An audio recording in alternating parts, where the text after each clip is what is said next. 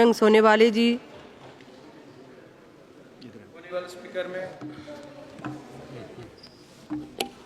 होनेबल speaker में आपने इस देश के लोकतंत्र के सबसे बड़े मंदिर में मुझे बोलने के लिए आज मौका दिया, इसलिए मैं आपको धन्यवाद देना चाहता हूं। मैं महाराष्ट्र के बीड जिले से चुन के आया हूं। जिले के जनता ने मुझे इस मंदिर में बोलने के लायक समझ के चुन के दिया है, इसलिए मैं मेरे बीड जिले के जनता को धन्यवाद देना चाहता हूं। और मैं राष्ट्रवादी कांग्रेस शरद चंद्र जी पवार पक्ष से चुन के आया हूं, जिन्होंने मुझे लोकसभा का टिकट दे के चुन के लाया है। उसका नाम है शरद चंद्र जी पवार साहब, इसीलिए मैं उनको ही धन्यवाद देना चाहता हूं। मुझे यहाँ मेरे जिले के एक किसान का बेटा बोल के मेरी पहचान है, इसीलिए किसानों ने मुझे चुन के दिया, इसीलिए मैं किसानों को भी धन्यवाद देना चाहता हूं। आज आप सबको संबोधित कर पा रहा हूं, यही लोकतंत्र की ताकत है, बाबा साहेब अंबेडकर के संविधान की जादू है।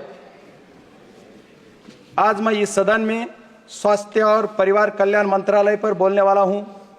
इस सदन में मेरे जैसे बहुत से नए सदस्य हैं, जो पक्ष और विपक्ष और सरकार में से है।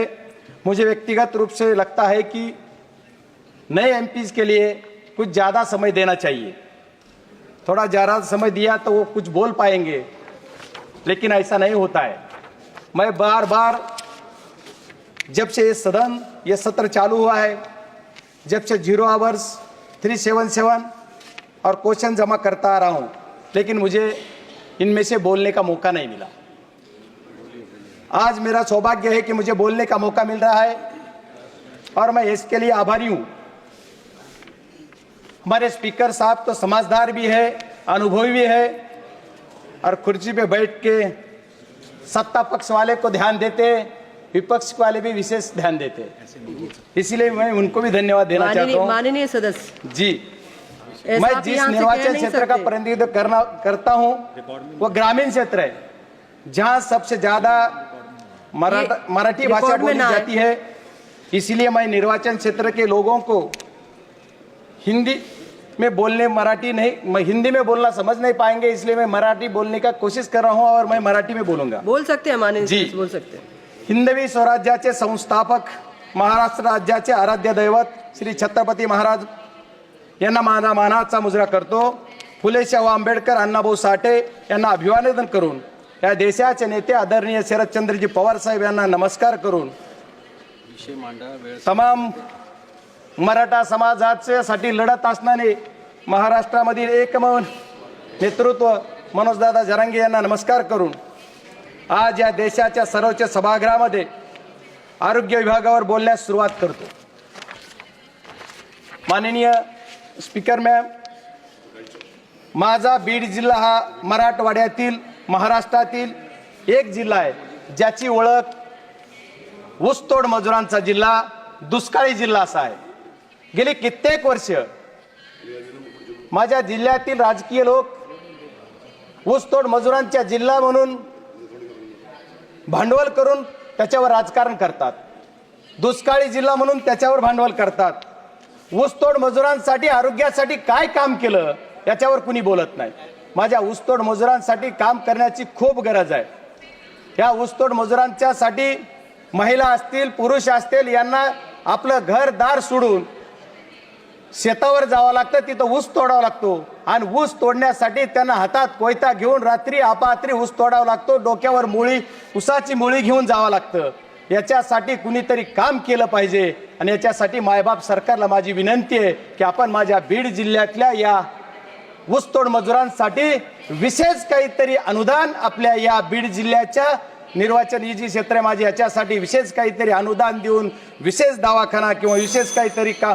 मॅडम, मला 2 मिनिट दिले, 10 मिनिट आहेत माझ्या पक्षाचे, माझी विनंती आहे की मला बोलू देत, मला विषय माझ्या ह्याच्यावर उद्या। बरेच लोक आपल्या ऊसतोड मजुरांसाठी जातात, याच्यासाठी माझी विनंती आहे आपल्याला की आपण ज्या वेळेस सगळ्या गोष्टी करतो त्यावेळेस माझ्या जिल्ह्यातून या लोकांसाठी, माझ्या जिल्ह्यामध्ये आशिया खंडामध्ये पहिलं वैद्यकीय महाविद्यालय आहे अंबाजोगाई येथे. त्या वैद्यकीय महाविद्यालयामध्ये मागच्या काळामध्ये माझ्या बीड जिल्ह्यामध्ये एक जिल्हा रुग्णालय पण आहे.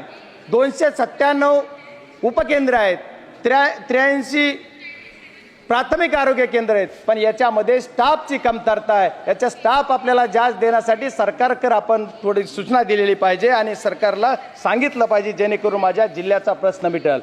बीड जिल्ह्यामध्ये गरिबी या सर्वसाधारण लोक आहेत, यांच्यासाठी सुद्धा काहीतरी काम करायचं म्हणलं तर बीड जिल्ह्यामध्ये खाजगी व कॉर्पोरेट रुग्णालयाची कमतरता कमी आहे. याच्यासाठी तिथं आपल्याला शासकीय व्यवस्था देणं गरजेचं आहे.